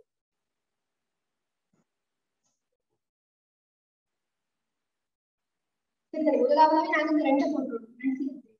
அடுத்தது OH2O 7 ஆக்சிஜன் 7 OH2O பிளஸ் இங்க 5 பிளஸ் அதுக்கு ஏற்ற மாதிரி இலத்திரனை நாங்க போட்டோம்னா சரி. எல்லாருக்குமே தெரியும் இந்த தாக்கம் எத்தனையோ தடவை எழுதிருப்பீங்க. நாங்க கால்குலேட் பண்ணாலே 6 ஞாபகம் இருக்கு. சரிதானே? அப்ப இந்த தாக்கத்துல பரிமாற்றப்பட்ட இலத்திரன் எண்ணிக்கை எத்தனை? 6. உங்களுக்கு எல்லாருக்கும் தெரியும் நாங்க ஒரு தாக்கத்தை சமப்படுத்திக்கல ஒட்சியேற்ற தாக்கம் காற்று தாக்கம். அப்ப நாங்க பேலன்ஸ் பண்ணிக்க என்ன செய்வோம்? குறுக்கு பெருக்கம் செய்வோம். Cross multiplication. அப்ப இதை நாங்க 6 அளவுக்கு இந்த தாக்கத்தை 6 இலத்திரனால, இந்த தாக்கத்தை 4 இலத்திரனால பெருக்க போறோம். ஆனா பார்த்தோம்னு சொன்னா இங்க 2 இடத்திலையும் 2 மடங்கு பொதுவா இருக்கு தானே. அப்ப நாங்க அதை விட்டு 3 இங்க 2. அப்ப நாங்க தாக்கத்தை பேலன்ஸ் பண்ணிக்க பாருங்க. எத்தனோளுக்கு முன்னால எத்தனை வர போகுது? 3 போட போறோம். Cr2O72 மைனஸ்க்கு முன்னால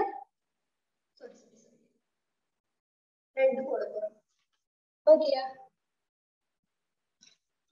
இப்ப அந்த கேள்விக்கு வரணும். தாக்கத்தில் பரிமாற்றப்படும் இலத்திரன்களின் மொத்த எண்ணிக்கை. அப்ப ஒட்சியேற்ற தாக்கமும் தெரியும், உங்களுக்கு தாக்கல் தாக்கமும் தெரியும். மொத்த அதாவது நிகர தாக்கத்தில் பரிமாற்றப்படும் இலத்திரன் எண்ணிக்கை எத்தனை பார்த்துட்டா சரி. இப்ப நாங்க என்ன கதைக்கலாம்? என்னன்னு சொல்லலாம்? ஒரு எதனால் வந்து ஒட்சியேற்றப்பட்ட 4 இலத்திரன் இருக்கா? இந்த தாக்கத்தில் எத்தனை எதனால் இருக்கு? 3. அப்ப 3வது 12 இலத்திரன். தாக்கத்தில் பரிமாற்றப்படும் இலத்திரன் எண்ணிக்கை 12 சொல்லலாம். ஓகேயா? அடுத்தது நாங்க இன்னொரு வேலை சொல்லலாம். எதனால சொன்ன மாதிரி Cr2O72 மைனஸ் வச்சுக்கூட சொல்லலாம்.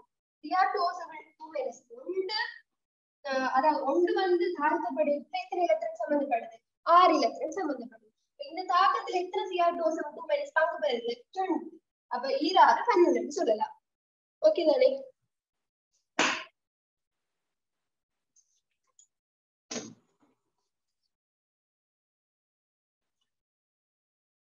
இப்ப உண்மையாவே இது ஒரு MCQ கேள்வி.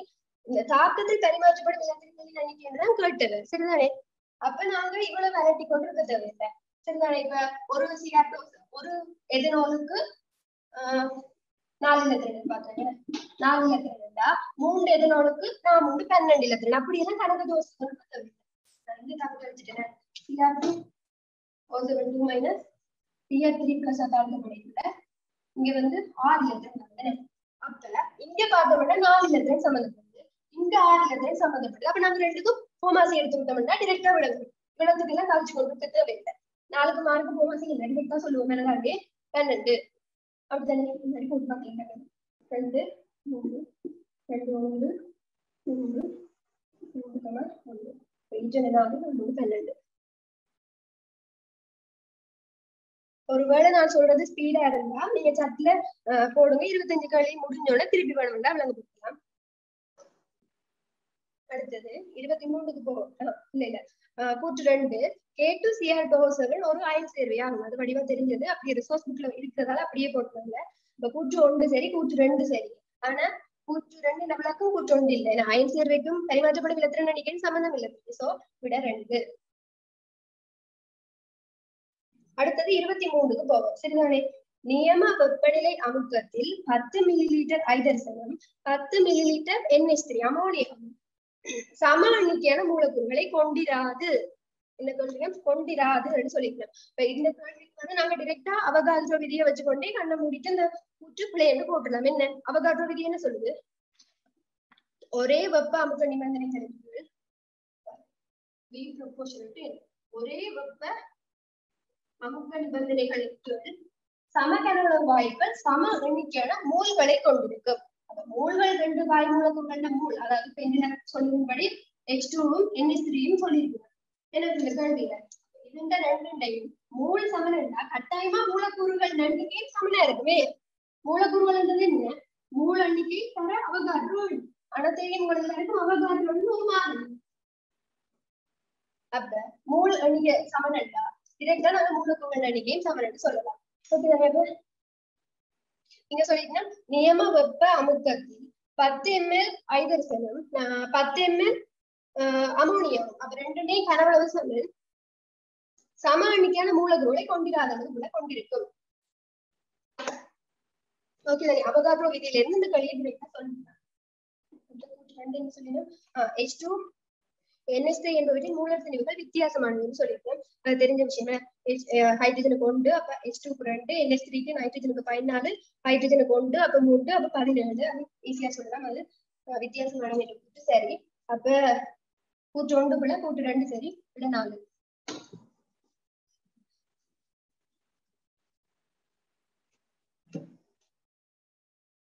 ஓகே, 24 நியம சுற்றுப்புற வெப்பநிலை 25 பாகை மற்றும் 100 கிலோ பாஸ்கல் அமுக்கத்தில் வாயுவின் மூலர் கனவளவு 24.790 டெசிமீட்டர் கியூப் மோல் மைனஸ் 1 சொல்லிருக்கோம். ஓகே, நாங்க கேள்விக்கு போறதுக்கு முதல் 2 விஷயம் பார்ப்போம். ஒன்று வந்து STP, அடுத்தது வந்து SATP. ஓகே தானே? அப்ப நாங்க இப்ப கால்குலேஷன் கேள்வி செய்ய எத்தனையோ தரம் STP-ல வாயு மூலர் கனவளவு, STP-ல வாயு மூலர் கனவளவு வந்து கேள்விப்பட்டிருக்கோம். ஆனா இப்ப ரிசோர்ஸ் புக்ல SATP-யை முக்கியமா சொல்லியிருக்கோம். 20 பேப்பர்லயும் ஒரு கூற்று கேள்வியில SATP-யை பற்றி ஒரு கேள்வி வந்திருக்கு. சரிதானே? அப்ப நாங்க பார்ப்போம். ஸ்டாண்டர்ட் டெம்பரேச்சர் பிரஷர், அதாவது என்ன? நியம வெப்பநிலை அமுக்கம். Standard ambient temperature pressure, standard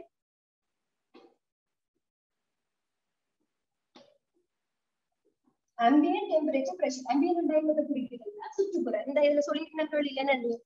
நியம சுற்றுப்புற வெப்பநிலை அமுக்கம் என்றா SATP-யை தான் குறிப்பிடணும். STP.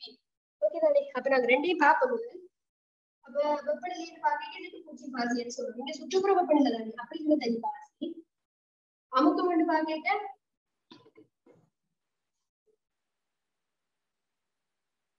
இங்கேயும் 2 1 பாஸ்கல் அல்லது 1.10 பாஸ்கல். 2 அமுக்கம் வந்து ஆனா முக்கியமான விஷயம் வந்து டெம்பரேச்சர். இங்க வந்து பூச்சி பாசி, இங்க வந்து 25 பாசி. அடுத்தது வந்து என்ன விஎம் என்றது என்ன? வாயுவின் மூலர் கனவளவு 22.414. இங்க பார்த்தோம்னா 24.7. அதாவது முக்கியமான விஷயம் என்னது? டெசிமீட்டர் கனம் மோல் மைனஸ் 1. ஓகே, அப்ப STP SATP ரெண்டுக்கும் என்ன வித்தியாசம்? Standard temperature pressure, standard ambient அதாவது சுற்றுப்புற. 25 பாசி சி. அப்ப சில நேரம் STP STP கேள்விப்பட்டுட்டு 25 பாசி இன்னைக்கு குழம்பு இருக்கு. ஓகே, அப்ப ரெண்டு இடத்துலயும் வெப்பநிலை வந்து மாறுது. பூஜ்ஜியம் பாசி 25 பாசி. ஆனா அமுக்கம் ரெண்டு இடத்துலயும் ஒன்றுதான். மெத்தட் வந்து மூலம் கனவளவு மாறுது. 22.4 24.9 சைஸ். கூற்றுப்பெறும் 24 நியம சுற்றுப்புற வெப்பநிலை மற்றும் 25 பாகை 100 கிலோ பாஸ்கல் அமுக்கத்தில், அதாவது இதை பற்றி சொல்லியிருக்கேன், வாயுவின் மூல கனவளவு 24.790. இப்ப நீங்க இந்த கேள்வி செய்யற நேரம் அழகையும் செக் பண்ணி கொள்ளணும். சில நேரம் எல்லாத்தையுமே சரியா தந்துட்டு அழகை மாத்தி போட்டா பிழைச்சிடும் கூற்று. சரிதானே? அப்ப 24.790 டெசிமீட்டர் மோல் மைனஸ் கூற்று வந்து சரி. கூற்று 2 ஒரு வாயுவின் மூலர் கனவளவு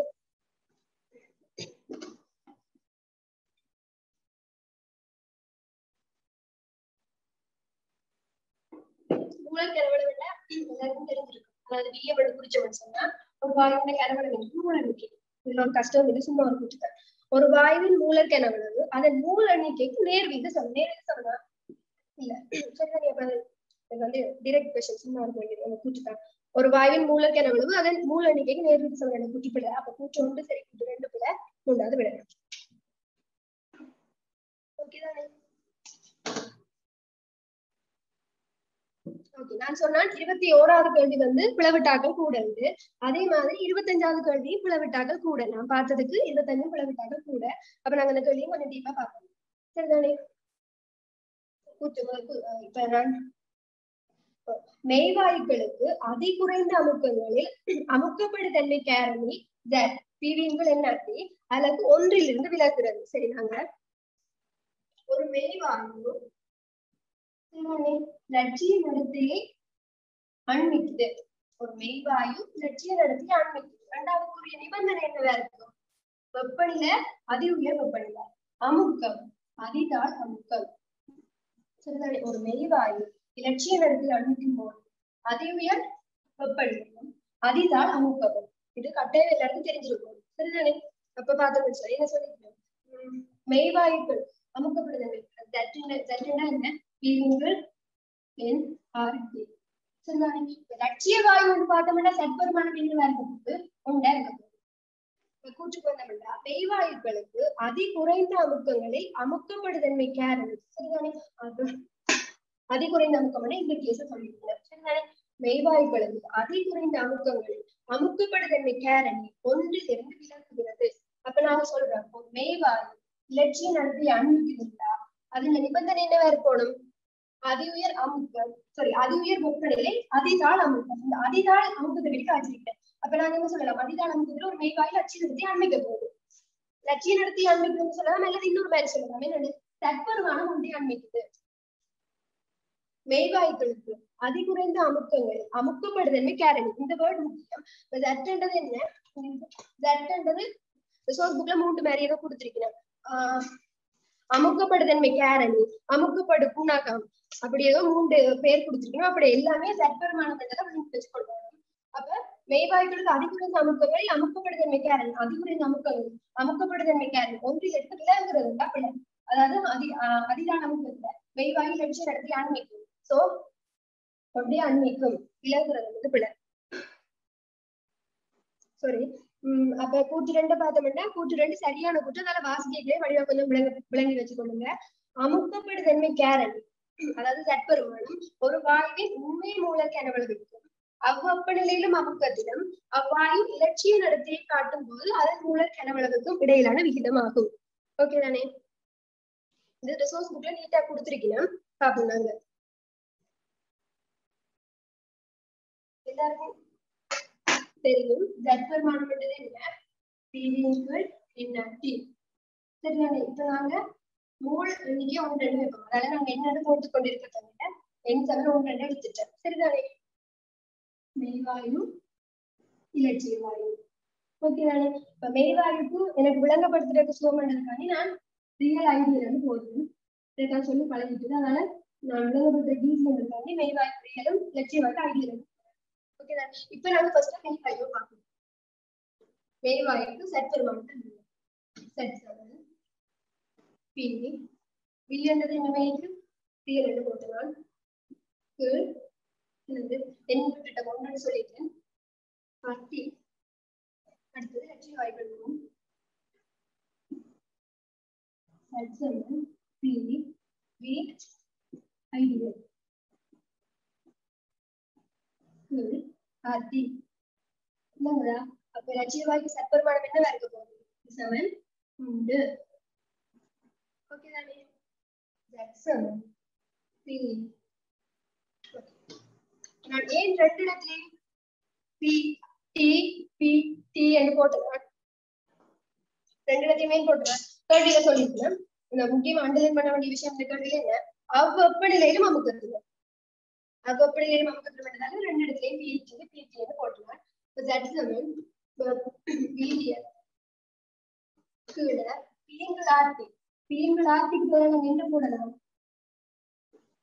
பீங்குள் ஆர்த்தி பீங்குளார்த்தி ஒன்றின்குள் வி ஐடியல் அப்ப இதைத்தான் அப்படியே கேள்வியில கூட்ட சொல்லியிருக்கிறேன். அமுக்கப்படுதன்மை கேரணி தட்டுன்றது ஒரு வாயுவின் உண்மை மூல கரவணம். உண்மையா என்னமே ரியல் இந்த சொல்லியிருக்கிறேன்.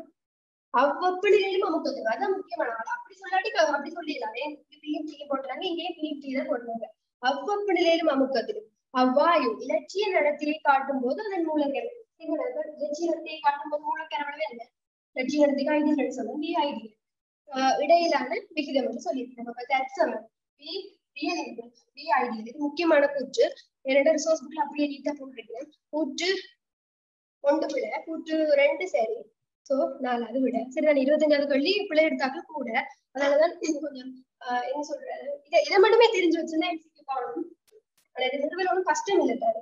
அதான் சொல்றேன். தேங்க்யூ.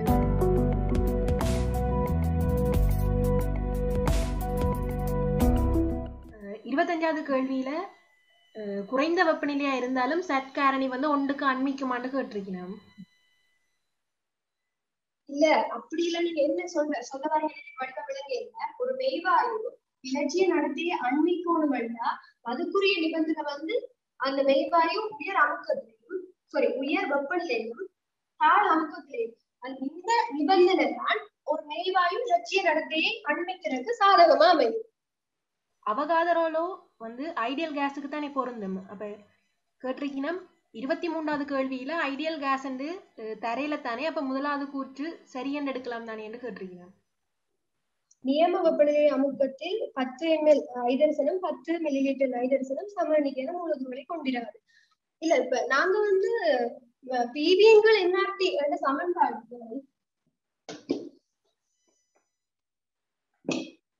பிவிங்கள் என்ஆர்டி என்ற சமன்பாடு அதைத்தான் நாங்க இலட்சிய வாய்க்கு மாத்திரம் பாவிப்போம்.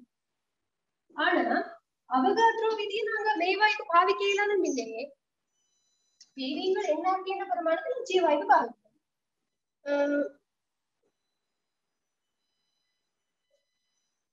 அதான் நீ என்ன சொல்றீங்கன்னா கொண்டு.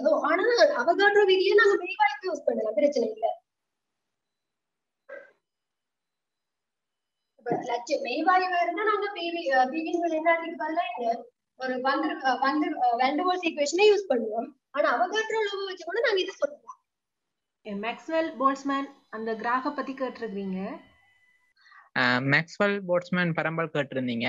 அப்ப அது என்னண்டா, இப்ப நாங்க வேகம் ஒரு வாயு மூலக்கூட வேகத்தை எடுத்துக்கொண்டா அது ஒரு காவிக்க நியமா இருக்கும். அப்ப நாங்க என்ன செய்வோம்னா அதோட கதிக்கான வரைவைத்தான் நாங்க பொதுவா கீற பொருத்தமானதா இருக்கும். அப்ப நாங்க அந்த கதிக்கான வரைவு தான் இந்த படத்துல தந்திருக்கு, ஸ்கிரீன்ல பாருங்க. அங்க அந்த மூலக்கூறுகளின் கதிக்கும் மூலக்கூறு எண்ணிக்கையும் இடையில எப்படி அந்த வாயுக்களோட பரம்பல் மாறுபடுதுன்னு காட்டியிருக்கு. வெப்பநிலைகள் கூட கூட என்னவா இருக்கும்னா அந்த பரம்பல் என்னவா இருக்கும்னா குறையும். அதாவது மூலக்கூறுகளோட கதி என்னவா இருக்குது அதிகரிச்சு கொண்டு போய்க்கல, அந்த எண்ணிக்கை அதிகரிச்சு கொண்டு போய்க்கல என்னவா இருக்கும், கதி குறைவா இருக்குது. சரி, அப்ப அதான் அதுல தெளிவா குறிச்சிருக்கணும். அதே ஒரு குறிப்பிட்ட இப்ப 300 கெல்வின்ல 3 வாயுக்களுக்கான கதிப்பரம்பல் அங்க பக்கத்துல தந்திருக்கணும்.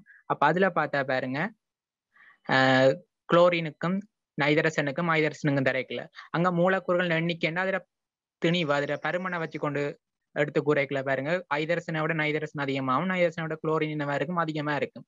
அப்ப அது கதி என்னவா இருக்குமாண்டா குறைய கதியில அதிக எண்ணிக்கை கொண்ட மூலக்கூறுகளுக்கு குறைய கதி என்ன செய்யமாட்டா காணப்படும். அப்ப அது போல்ஸ்மான் பரம்பல் கதிக்கும் மூலக்கூறு எண்ணிக்கைக்கும் இடையிலான ஒரு வரைவை தரும். அதான் மேக்ஸ்வெல் போல்ஸ்மான் கதி பரம்பல்னு சொல்லுவோம். அடுத்தது அவதி வெப்பநிலையை பத்தி கேட்டிருக்கணும். அவதி வெப்பநிலையாண்டா என்னண்டா, ஒரு மெய்வாயு ஒன்று என்ன செய்வோம்டா அமுக்கப்படுத்தி திரவமாகலாம். வாயு உண்டா அதை வெப்பநிலையை குறைக்கல என்ன செய்யும்டா திரவமா மாறக்கூடிய வெப்பநிலையை அடையும். அப்ப அது குறிப்பிட்ட ஒரு வெப்பநிலையில மாறக்கல அதுக்கு குறிப்பிட்ட அமுக்கம் இருக்கும். அப்ப அந்த வெப்பநிலையை விட குறைய அந்த வெப்பநிலையை விட குறைய போய்க்கல என்ன செய்யும்டா அது திரவமா மாறும். அதை விட உயர்ந்த வெப்பநிலை அது என்னவா இருக்கும்டா வாயுவா இருக்கும். அப்ப அந்த வெப்பநிலையை சொல்லுவோம் நாங்க அவதி வெப்பநிலை. அதை சிறந்த விளக்கப்படுத்தணும்னா எப்படி சொல்லுவோம்டா, வாயு ஒன்றை மெய்வாயு ஒன்றை திரவமா மாற்றக்கூடிய அதிகூடிய வெப்பநிலைன்னு சொல்லுவோமேண்டா அந்த வெப்பநிலை தான் அதிகூடிய வெப்பநிலையா இருக்கும். அதை விட அதிகூடிய வெப்பநிலை போனா அது வாயுவா மாறிடும். அதே மாதிரி அதோட குறைஞ்ச வெப்பநிலைக்கு போனா திரவமாவே இருக்கும். அதனாலதான் அதிகூடிய வெப்பநிலை சொல்றோம் அவதி வெப்பநிலை. அந்த நேரத்துல அதோட அமுக்கத்தை சொல்லுவோம் அவதி அமுக்கம்னு சொல்லுவோம். 1, 2, 9, 11 இந்த 4 தான் திரும்ப சொல்லி கேட்டிருக்கீங்க. முதலாவது கேள்வி மெக்னீசியம் கார்பனேட் .XH2O என்பது மெக்னீசியத்தின் நீரேற்றப்பட்ட ஒரு உப்பு. ഇതിന്റെ 8.7 கிராம் தூய மாதிரிய வெப்பமயத்தினை மட்டும் சொல்லியிருக்கு. அப்ப மெக்னீசியம் கார்பனேட் .XH2O வெப்பப்படுத்தினா மெக்னீசியம் ஆக்சைடும் கார்பன் டை ஆக்சைடும் நீரும் வரும். இதை சமப்படுத்தினா இங்க எக்ஸன் வரும். ഇതിന്റെ 8.7 கிராம் சொல்லியிருக்கு. இதுல திணிவு நட்டம் 7.6 கிராம் சொல்லியிருக்கு. வாய்க்களாக வெளியேறுறதுகள் தான் திணிவு நட்டமாக இருக்கும். அப்ப இந்த 2 கிராம் தான் 6.4 கிராம் சொல்லியிருக்கு. எப்பவுமே ஒரு தொகுதியில மொத்த திணிவு வந்து காப்படையும். அப்ப மெக்னீசியம் ஆக்சைடு திணிவு வந்து 2 கிராமாக இருக்கும். அப்ப மெக்னீசியம் ஆக்சைடு மூளை காணலாம். மெக்னீசியம் ஆக்சைடு மூல் வந்து 2 கீழ் அதோட சார்மூல கூட்டு திணிவு 40. அப்ப 1 கீழ் 20 இருக்கும் மூல். அப்ப மெக்னீசியம் ஆக்சைடு மூல் 1 கீழ் 20 மூலண்டா பீசமானத்தின்படி 1க்கு 1 இருக்கு மெக்னீசியம் ஆக்சைடுக்கும் கார்பன் டை ஆக்சைடுக்கும். அப்ப கார்பன் டை ஆக்சைடு மூல் வந்து 1 கீழ் 20 மூலாக இருக்கும். கார்பன் டை ஆக்சைடு மூல் தெரியுமாண்டா அதுல நிறைய காணலாம்.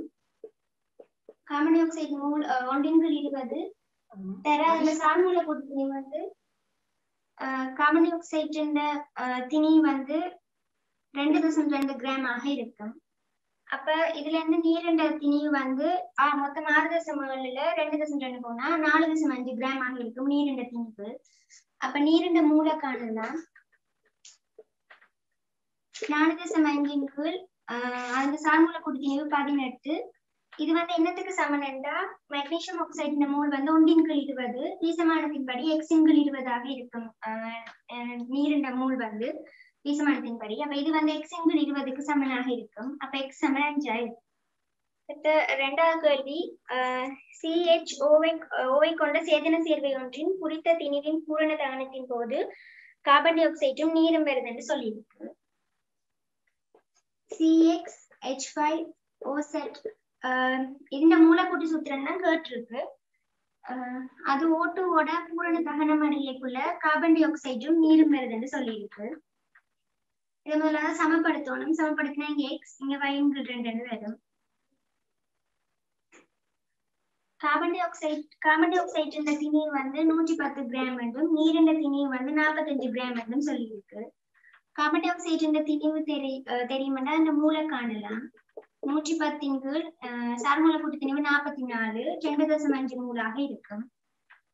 அதே மாதிரி நீரிண்ட மூலையும் காணலாம். நீரிண்ட மூல் வந்து நீரிண்ட திணிவு 4.5 சார்மூல கூட்டு திணிவு 18 அதன் 2.5 மூலாக இருக்கும். 2 மூலும் சமன்டா 2 பீசமானங்களும் சமன். பீசமானம் அப்ப x சமன் y = 2 ஆக இருக்கும். இதுல இருந்து 2x சமன் y என்று எழுதலாம். அப்ப இங்க y-க்கு பதிலா 2x போடலாம். இந்த தொடர்பை சரி செய்யற மாதிரி இந்த ஆன்சர்ஸ்ல வந்து 5வது ஆன்சர் தான் இருக்கு. x-க்கு 5ம் y-க்கு 10ம் இருக்கு. அப்ப 5வது ஆன்சர். அடுத்தது 11வது கேள்வி. அவதி வெப்பநிலை இதுல எதுல அவதி வெப்பநிலை உயர்வா இருக்கும் என்று கேட்டிருக்கு. அவதி வெப்பநிலை என்றா ஒரு மெய்வாயு வந்து அமுக்கி திரவமாக்கக்கூடிய ஆகவும் கூடிய வெப்பநிலையை தான் அவதி வெப்பநிலை என்று சொல்றது. இந்த மூலக்கூறுகள் பெருமன் கூட கூட அவதி வெப்பநிலை கூடும். ஆனா சில விதிவிலக்குகளும் இருக்கு. அதாவது ஹைட்ரஜன் கொண்ட வலிமை கூடவும் அவதி வெப்பநிலை கூடும். அப்ப இந்த 5 அம்சத்துக்குள்ளேயும் NH3க்கு ஹைட்ரஜன் கொண்டு இருக்கு. அப்ப அதன் அவதி வெப்பநிலை தான் உயர்வாக இருக்கு. 9வது நைட்ரஜனின் ஒரு வாயு ஐதரேட் ஆகிய NaHB ஆனது மிகையான O2வில் தானம் செய்யப்பட்ட போது N2வும் H2வும் என்ன சொல்லியிருக்கு. NaHB O2வோட தானம் செய்யக்குள்ள N2வும் H2வும் என்னன்னு சொல்லியிருக்கு. இதுண்ட 20 சென்டிமீட்டர் கியூப் எடுத்திருக்கு. வந்து N2 வந்து 10 சென்டிமீட்டர் கியூப் வந்தும் நீர் வந்து 30 சென்டிமீட்டர் கியூப் வந்தும் வந்திருக்கு. இதை முதலாக சமப்படுத்தணும். சமப்படுத்தினா A/2 இங்க B/2 வரும். B வந்து ப்ரொபோர்ஷனல் டு N ஆக இருக்கும். அப்ப நாங்க மூல்களுக்கு ஏற்றபடி பிசுமனம் காண்ற மாதிரி கனவளங்களுக்கும் காணலாம். அப்ப B/N2 B NaHB வந்து 10க்கு 20 ஆக இருக்கும். அப்ப 1க்கு 2 ஆக இருக்கும் அந்த கனவள விகிதம். அப்ப பிசுமானம் பார்த்தா A/2க்கு 1 சமன் 1க்கு 2 ஆக இருக்கும். 1க்கு 2 ஆக இருக்கும். அப்ப A வந்து 1 ஆக இருக்கும். இதே மாதிரி நீருக்கும் NaHBக்கும் எழுதலாம். BH2 is to BNaHB வந்து 3க்கு 2 ஆக இருக்கும். அப்ப அந்த பீசமான விகிதம் வந்து B/2 தர 1 சமன் 3/2 ஆக இருக்கும். அப்ப சுருக்கினா B சமன் 3 ஆக இருக்கும். அப்ப A 1 B வந்து 3. அப்ப ஐதரேட் வந்து NH3 ஆக இருக்கு. 18வது கேள்வி டவுட் இருக்குன்னு கேட்டிருக்கேன். ஒரு நீர்க்கரைசலில் MgBr2 செறிவு 10 mol/3. என்ன முதலாவது வந்து அமைப்பு, எல்லா கேள்வியிலுமே அமைப்பு ppm கேட்டிருக்கேன். முதலாவது வந்து MgBr2 அமைப்பு பார்க்கணும்.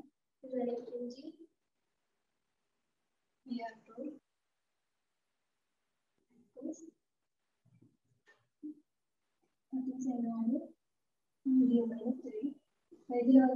MgBr2 அமைப்பு ppm கேட்டிருக்கேன். ppm வந்து அந்த என்னது மில்லிகிராம் டெசிமீட்டர் -3. அப்ப MgBr2 நாங்க மில்லிகிராம் d/3 சொல்றோம்னா என்ன செய்யணும்? 10 mol d/3.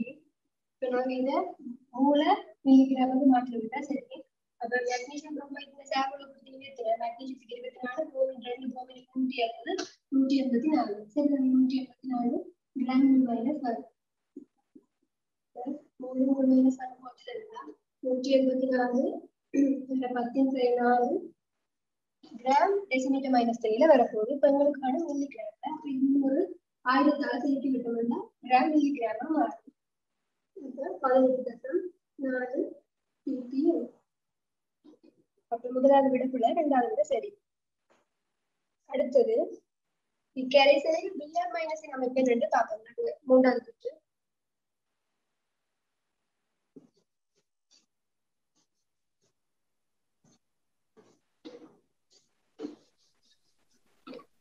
மேக்னீசியம் குரோமைட் பார்த்தோம்னு சொன்னா Mg2+ ஆகும் பிளஸ் 2 Br- இருக்க போகுது. அப்படித்தானே 2 Br-. அப்ப நாங்க முதல் செய்த அதே மாதிரி தான் 10 அதனால கூட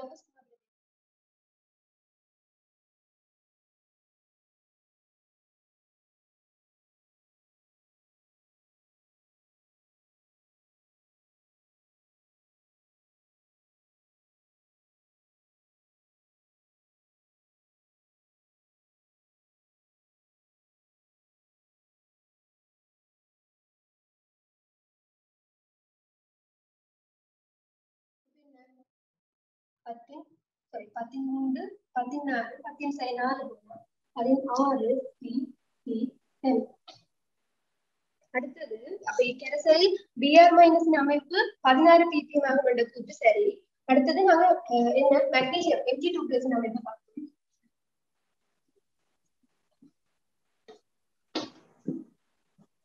Mg2+ இந்த அமைப்பு பாக்கீங்க அதேதான் அல்லது போடாம செய்யணும் 10 sin 4 mol d - 3 மோலை நாங்க மில்லிகிராம் மாற்றணும் மேக்னீசியம் சாம்பிள் உள்ளது 24 அந்த மேக்னீசியம் அந்த Mg2+ வந்து ஒன்று இருக்கு அது பிரச்சனை இல்லை ரெண்டாவது இருக்கிறதா 24 வேற நாங்க என்ன செய்யணும் அமைப்பு காட்டுறதுனால மில்லிகிராம் மாத்திரத்துக்கு இன்னொரு 10 மில்லிகிராம் பிரிச்சு விட்டுருக்கோம் சரி 10 sin 1 ஒன்று வேற போகுது ஸோ 2.6 ppm முதலாவது கூட்டுக்குள்ள ரெண்டாவது கூட்டு சரி மூணாவது கூட்டு சரி Mgv2+ அமைப்பு வந்து 2 4 4 D கூட்டுக்குள்ள இப்போ BMCM சரி என்பதால ரெண்டாவது விட